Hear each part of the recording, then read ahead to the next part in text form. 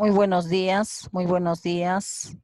Soy la profesora María Luz Carcausto Quiñones y hoy día vamos a hablar sobre el agua. El agua, ya saben que es una sustancia muy importante en nuestro organismo. Si bien es cierto, el agua es una molécula, una biomolécula inorgánica, pero muy importante en nuestro organismo.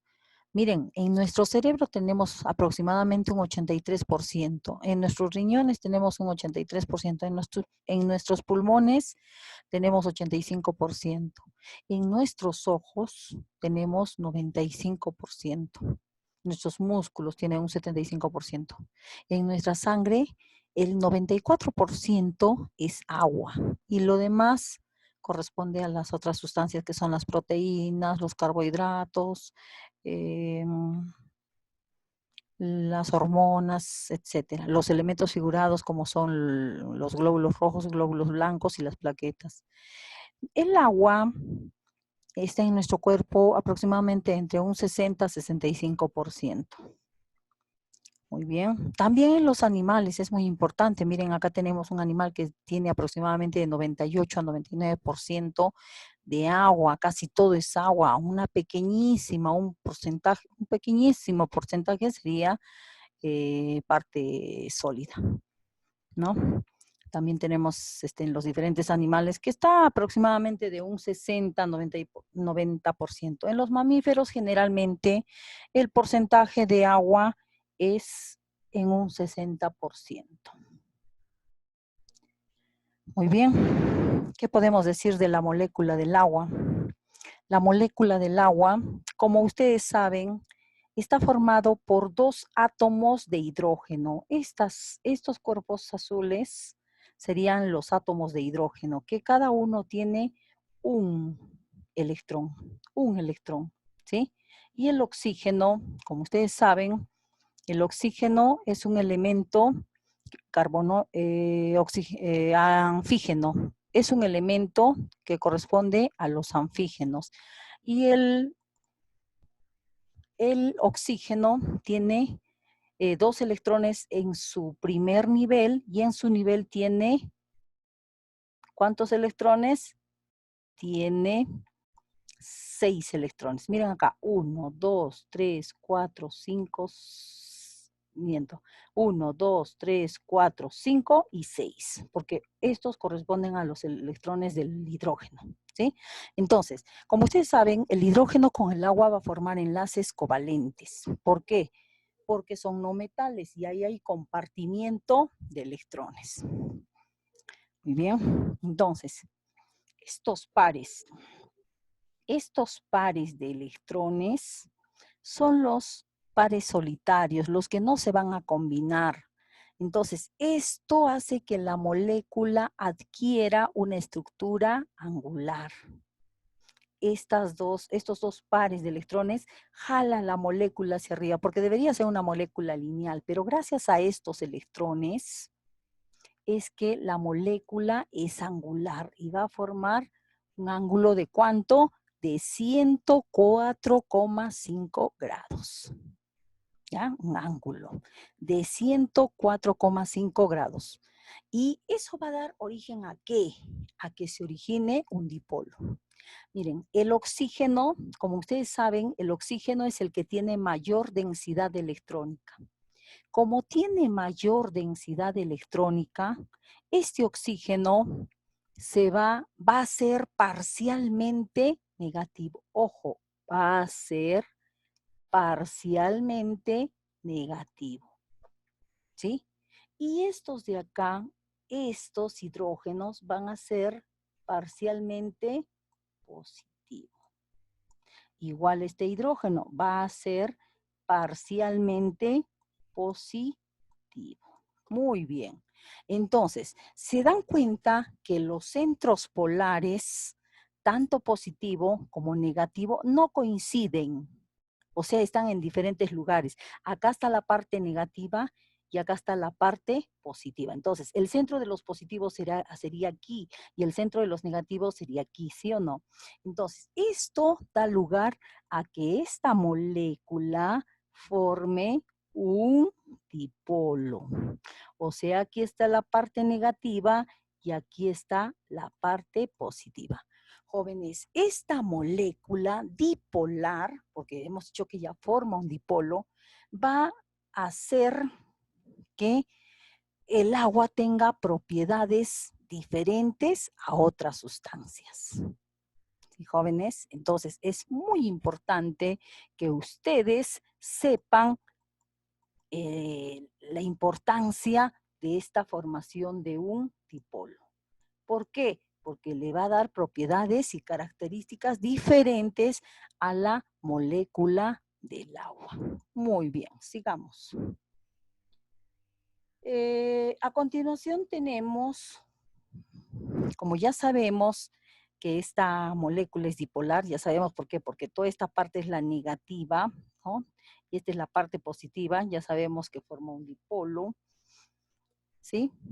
Aquí también podemos apreciar el parcialmente negativo, parcialmente positivo. Profesora, ¿y por qué no puede ser totalmente positivo y totalmente negativo? Ah, es que acá se comparten electrones. No es como un compuesto iónico.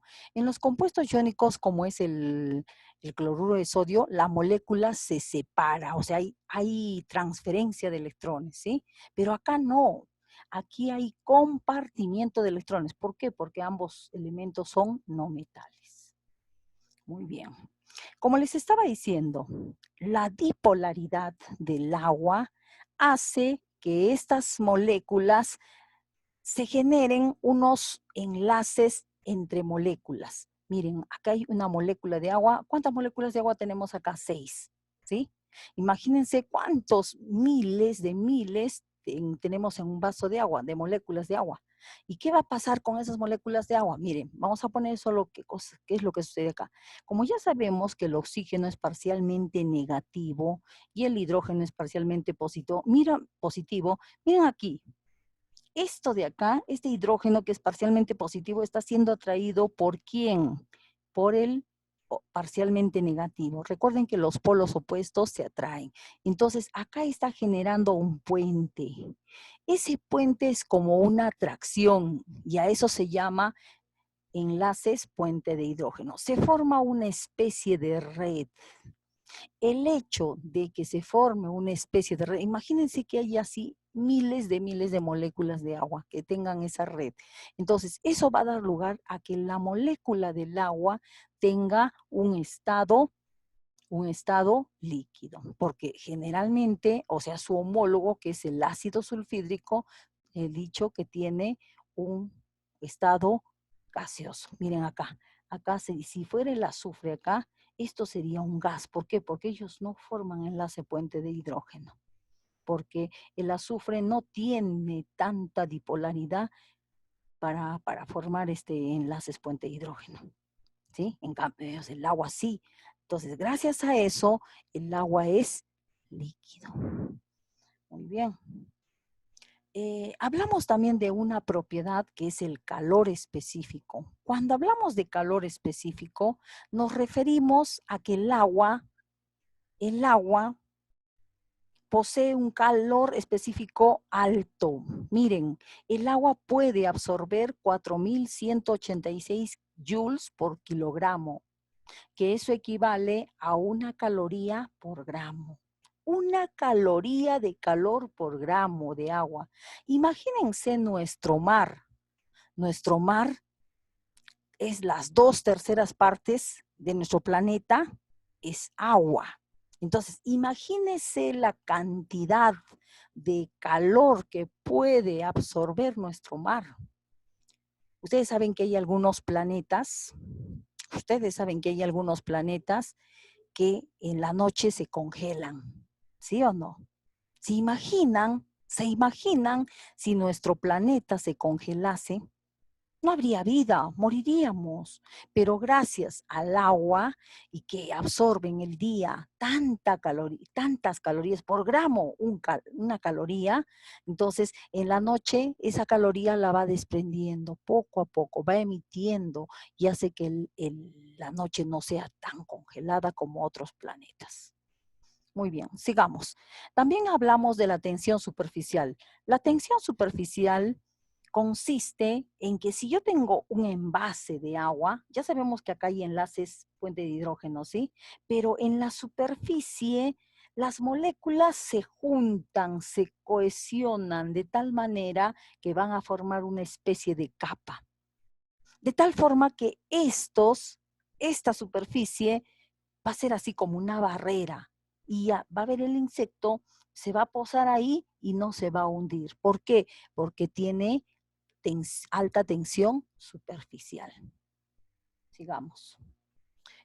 Hablamos también de un proceso de constante dieléctrica, ¿sí? ¿A qué se refiere la constante dieléctrica? Como estos compuestos forman un dipolo, ¿sí? La parte negativa y la parte positiva. Entonces, al disolverse una sustancia, por ejemplo, el cloruro de sodio. Imagínense que estas bolitas amarillas son el sodio y estas bolitas verdes son el cloruro. El sodio es positivo y el cloro es negativo, ¿sí? Cuando interactúa con el agua, ¿qué va a pasar? Como es un compuesto iónico, se va a separar. No es como el agua covalente que comparte. No, los compuestos iónicos se separan. Uno pierde y otro gana electrones, ¿sí? Entonces se separa. Acá tenemos el sodio. Y ahí, entonces, esa capacidad que tiene de separar a las moléculas iónicas en iones se llama alta constante dieléctrica. Y ahí vamos a explicar lo que es la solvatación. Cuando hablamos de solvatación es cuando, miren, este catión, ¿sí? Este catión que ustedes ven aquí, que es el sodio, va a atraer, como es una carga positiva, va a atraer a la parte negativa de la molécula del agua. Y miren, este cloro que es negativo, que es un ion negativo, va a atraer a la parte positiva de ¿quién? Del agua, a la parte positiva del agua. Entonces, miren, toditas estas moléculas van a sufrir ese proceso. Entonces, gracias a ello, gracias a la solvatación, la molécula del agua puede disolver a muchas sustancias. Por eso se le conoce como el disolvente universal. Sigamos. Entonces, repitamos, acá tenemos la capacidad de solvatación, ¿no? O sea, cuando el catión o el anión atrae a las partes parcialmente polares o al dipolo del agua. Acá tenemos que sabemos que es un buen disolvente debido a que a la constante dieléctrica, sus enlaces entre moléculas son los puentes de hidrógeno, miren acá los puentes de hidrógeno, y posee alta tensión superficial. Acá también podemos ver lo que es la capilaridad. Ojo, la capilaridad es muy importante, en especial para las plantas. Ustedes saben, gracias a la cohesión que tienen estas moléculas, entonces, ¿qué va a pasar? Estas moléculas pueden adherirse a los tubos o a los capilares y va subiendo, subiendo, subiendo. Es por eso que las aguas pueden absorber de la raíz, perdón, las plantas pueden absorber de la raíz el agua y puede llevarla hacia las hojas gracias a ese proceso de capilaridad, que es una atracción adhesiva. Muy bien, jóvenes, entonces eso sería en cuanto a las propiedades del agua. Entonces, también hablamos, ojo, hay unas funciones que cumple el agua. Ya sabemos que es, que tiene que es un buen disolvente, ¿no? Universal. También ayuda a nuestras células para que pueda ingresar mediante la difusión, mediante la ósmosis, puede entrar puede permitir el ingreso de diferentes sustancias hacia nuestras células. Recuerden que en el agua nosotros tenemos un 98% de agua.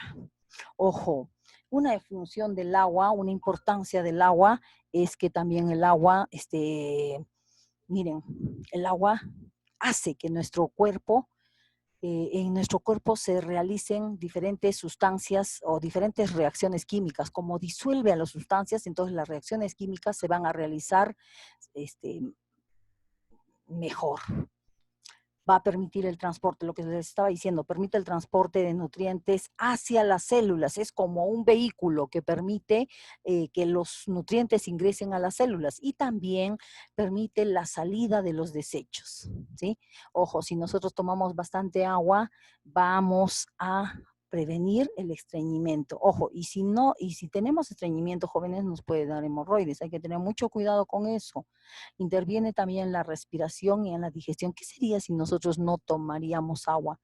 No podríamos hacer la digestión, no se digerirían nuestros alimentos. Gracias a la molécula del agua es que se produce, facilita la digestión, regula la función hídrica a través del sistema renal. Claro, nosotros sabemos que el sistema renal es el que va a regular la cantidad de agua de nuestro cuerpo. Si tomamos mucha agua, entonces el riñón va a permitir que nosotros vayamos a miccionar a cada rato.